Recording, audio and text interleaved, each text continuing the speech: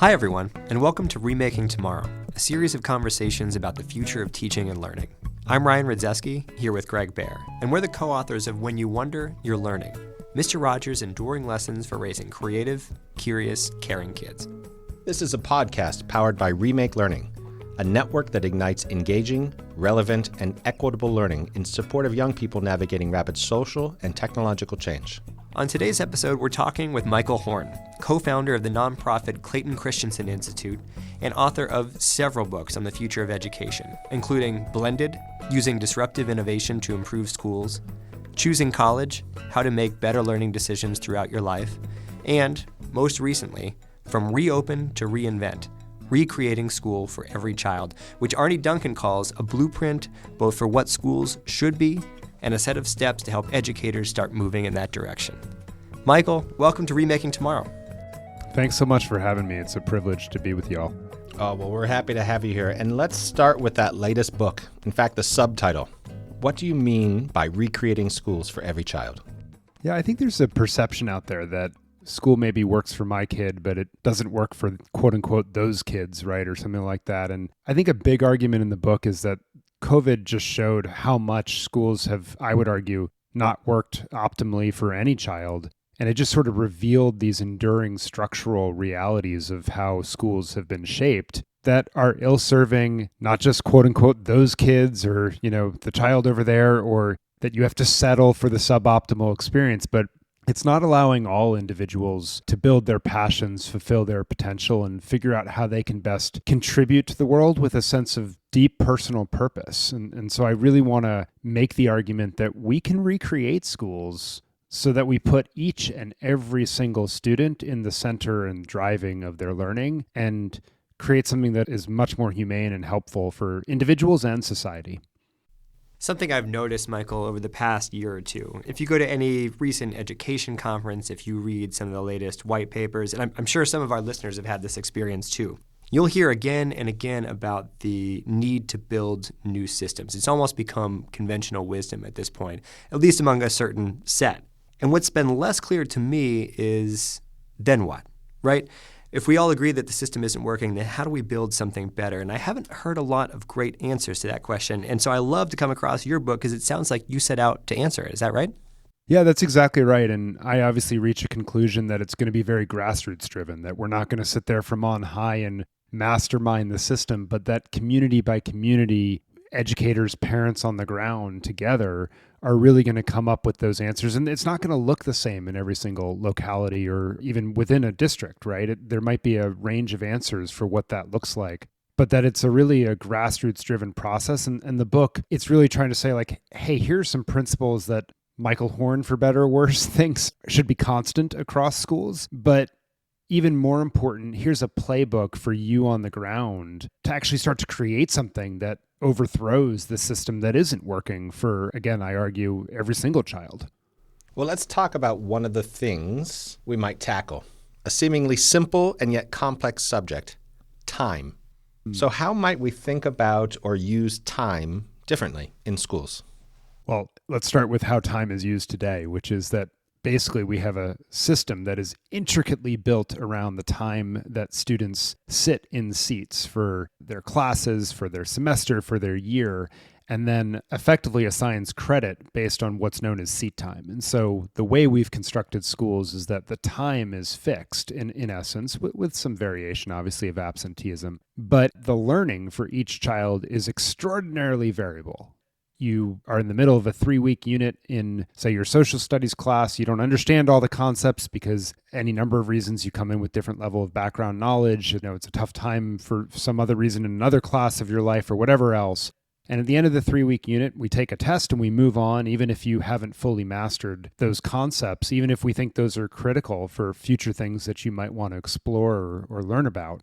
And the real push in my mind is getting off that as the time being the organizing thing in the system to learning being the organizing principle of the system, which is to say that we move to a mastery-based learning model in which students start to learn something and they get to keep at it until they really have shown mastery, and they only move on once they've demonstrated that mastery, and the time becomes the variable as opposed to the fixed unit. And by lifting that, we actually start to think through maybe some kids need to stay longer in schools, but some would be better getting out in the communities, right? And not being in their seats all days. Or, gee, we can rethink time of the school year because some parents, summer break is sort of the devil, right? For them of trying to figure out what to do with their children during it, or they don't have access to summer camps or enriching opportunities or whatever it is. We can think through more balanced or year-round school calendars for certain families. And really, we create a much more flexible definition of time, but really allowing students to dig into, A, the things that we agree they really ought to master, and then also giving them the time to go deep in the things that just they want to geek out on because it's spoken to them in some way, which right now our school system sort of says, oh, you're interested in that? That's nice. Good luck squeezing it in, so to speak, and not allowing children to sort of follow these areas of curiosity and passion. You know, you just brought up the idea of organizing principles in schools. And I want to ask you about another one because I think it's just as foundational as time. You've written that in our current system, it's assumed that resources are scarce and that for every winner, there must be a loser. Quote, that's devastating, not only for individual students, but for all of us. And I want to break that statement down for a moment if we can. Can you first tell us a little bit about how is that assumption affecting individual kids?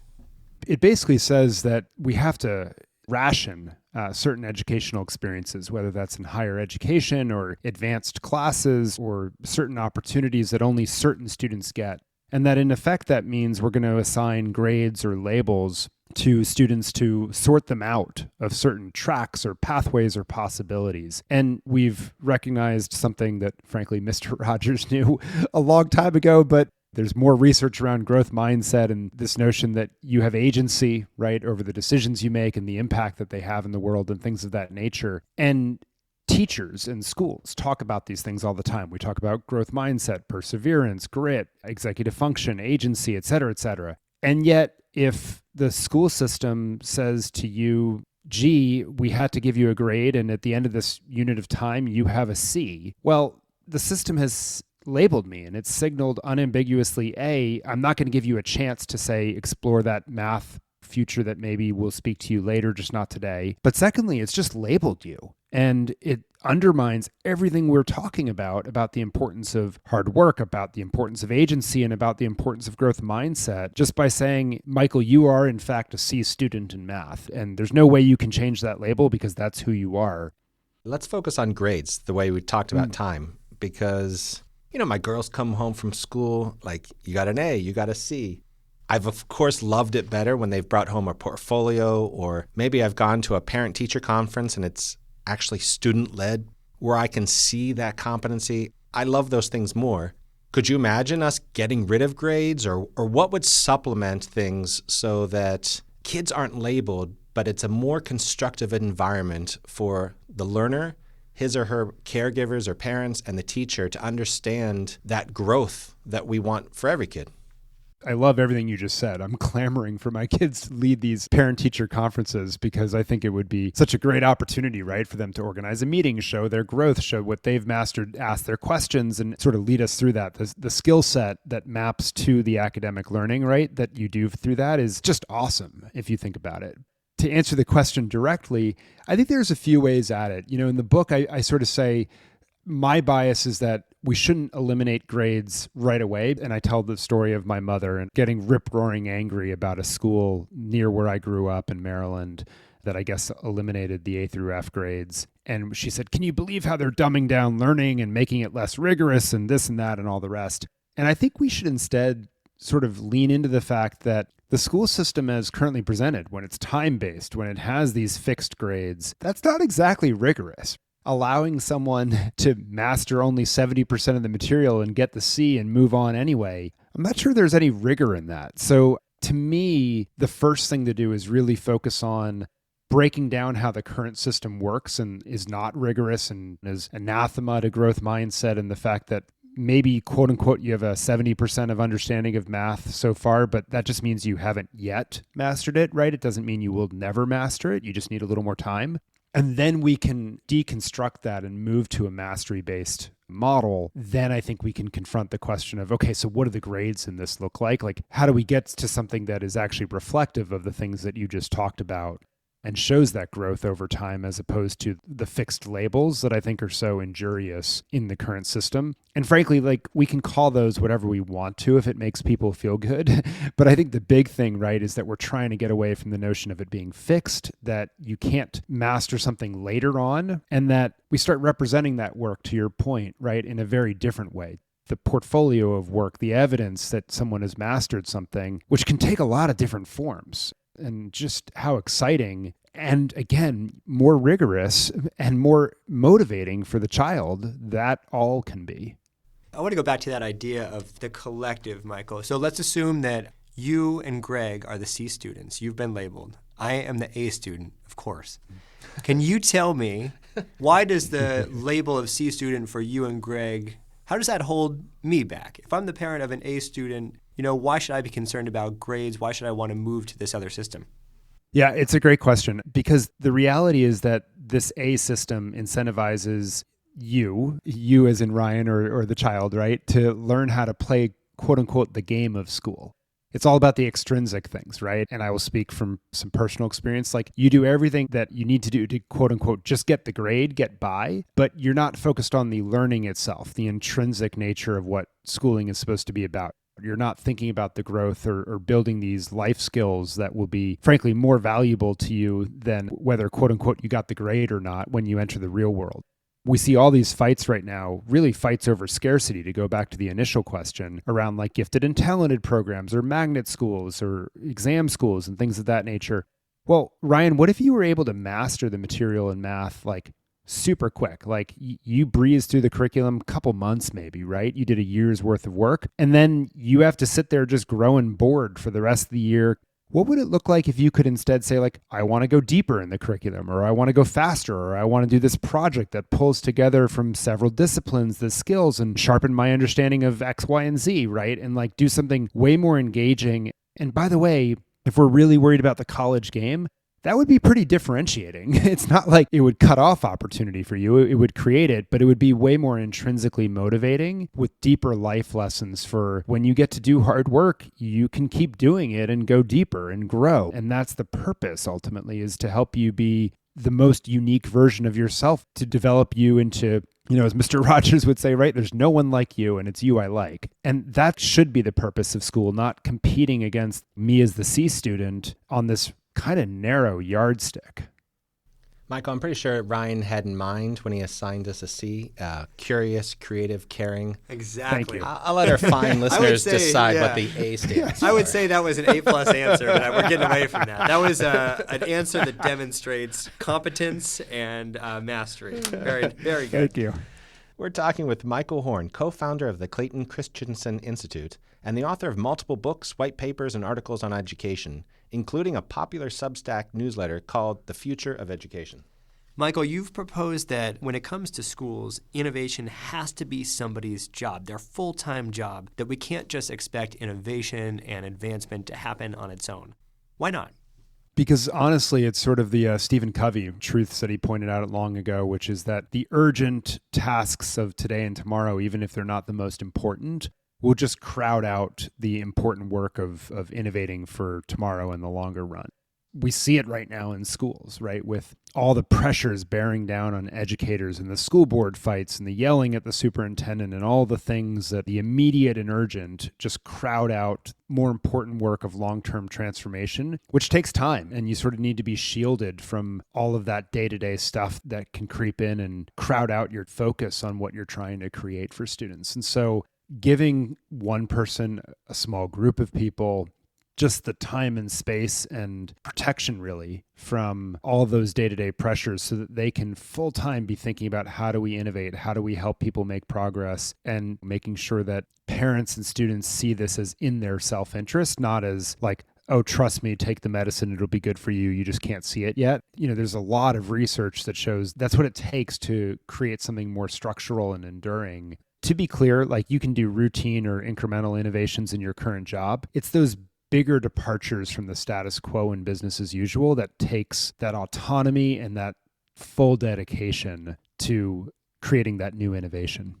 I can practically see the superintendents who are listening right now nodding along. Well, happily, in this corner of the world, we can turn to dozens of examples of school systems that now have directors of instructional innovation. In fact, over the past decade, it's become sort of normal to have this full-time position. And we see it in the Remake Learning Network, not only in our schools, but also our museums and libraries. Michael, can you give us one or two examples somewhere in the world where you see this type of person or office internal to an organization that is a provocative model for our listeners?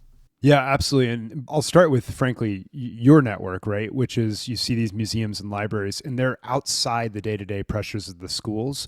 So they've been able to create education programs essentially from scratch without those day-to-day pressures, right? And it's the individual that oversees that program that has the full authority to craft these engaging and enriching learning opportunities for students without sort of being tied to the lesson plan, the unit plan, the test that's going to come up, with more freedom to rethink those elements. So I think that's actually a great example from your own network.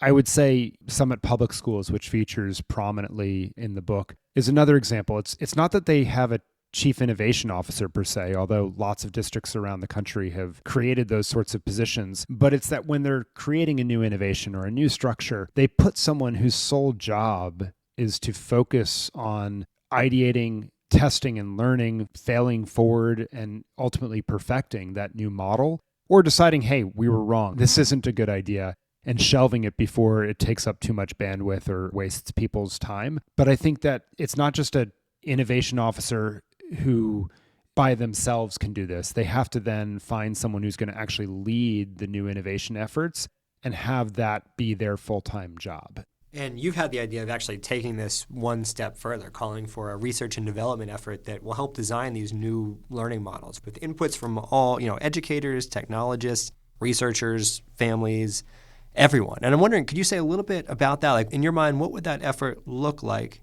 And has there been any push so far to get something like that off the ground? Yeah, so I'm super intrigued by what Transcend Education has done, where they've created this sort of model exchange, right? Where they basically say, there are educators around the country who, in teams just as you've described, have created a range of new models, whether it's, a new SEL model from Castle, or whether it's School of One, then New Classrooms Teach to One, right, model for teaching middle school math, examples like this. And they basically have pulled it together, and these model providers come into the school systems with which they work, and they are actually accountable for the metrics that the school system has said they care about when they implement it. So take the easy example of New Classrooms and Teach to One for math. They're able to say, only pay us if this actually works for your students, right? We're going to be on the full hook for it, so that it's not just sort of the textbook model of buy it and trust us and we'll see you in 7 years for the renewal, but really some accountability around that. And I think that's the R&D effort. Actually, when you're paying for success, every single time you're going into a school or implementing these models, you're getting actual data. Is this model working, and how do we have to tweak it or change it to improve it? Or frankly, does it not work for certain students in certain circumstances? And then we can get a more nuanced understanding of where those are or where they aren't. Michael, we want to take a turn in this interview and ask you about another book that you've written, one we didn't mention at the top of the episode. It's called Goodnight Box, and it's a children's book about fitness. In fact, you wrote it together with your wife. Can you tell us about that book? Yeah, absolutely. I would say this is my own journey. This can't just be about academics, that like living a fulfilled life is also about wellness and having a growth mindset and things of that nature, and reaching the whole individual, I think, is so important. And CrossFit is something that entered my life a couple months after my wife and I got married. I think you're supposed to do these things before you get married, before the wedding, so you look good. But in my case, I got the memo afterwards. And it totally changed my life. It changed how I thought about work-life balance. It changed how I thought about sleep, nutrition, fitness, community, right? All these things to be a better person, maximize how I live and think through purpose and fulfillment and things like that. When we had kids, we have twin daughters, passing on those habits of fitness and good functional movement and fun were something that was really important to us. And so it seemed, there's like all these Goodnight Moon spin-offs, if you will. And so we did the Goodnight Box one focused on CrossFit. But I'll tell you, our larger vision, frankly, is that there are just an incredible number of really awesome strong female athletes in the CrossFit community doing incredible stuff and in different moments in their careers where they had to exhibit growth mindset or trust the process, right? That being the outcome as opposed to something they couldn't control of whether they won or lost. As really role models and exemplars, not because like they're the first woman to do X, but just because like they happen to be women doing awesome stuff. And so that's another piece of this is how do we create more role models in the literature for our kids? Because when you become a father of daughters, you realize even the squirrels in books are male characters. And so we have a set of drafts, I should say, they're fairly far along, of other female athletes having a greater range of awesome role models that they can look up to and aspire to be and think through this balanced, healthy lifestyle was something that became really important to us. So just really to inspire some parents and kids together to move and have some fun and be exposed to these broader, healthy habits. As a fellow girl dad, I'll say yes. Thank you. Michael, how can people find out more about you and the work you're doing? There's a variety of ways. You can check out my Substack newsletter, The Future of Education. Look up Michael B. Horn, or you can go to my website, michaelbhorn.com. Or, of course, Twitter, as long as it's around, at Michael B. Horn, works there. And then I host a number of podcasts myself. So The Future of Education, Future You, Class Disrupted. Those are some of the ways that they can keep abreast, if you will, of the work, but also stay in touch. This isn't a solitary activity, right? It's a community of us trying to broaden the community and help people find their way through it. Well, given what you've just said, Michael, we have one last question for you. What's one thing that parents and educators can do today to make tomorrow a more promising place for every learner? I think the biggest thing from the parent perspective is remember that they have a voice in this equation, that they are not passive recipients of school, just like their kids are not passive recipients of knowledge being dumped into them in a class period or some metaphor like that. They have an opportunity to want to see their child be fulfilled and figure out who they are and how they can contribute into this world and be the most special, unique version of themselves. And so don't settle in that equation. And I'd say for the educators, the same thing. Today's system is, through no fault of any of you teaching in it, is asking you to make judgments about kids at arbitrary points in time that don't match their development. Push back against that and look for the pockets where you can create something new that allows all individuals to keep progressing and grow. Thanks again to Michael Horn, an innovator, an author, co-founder of the Clayton Christensen Institute, and a CrossFit enthusiast. Remaking Tomorrow is powered by Remake Learning. Learn more at remakelearning.org.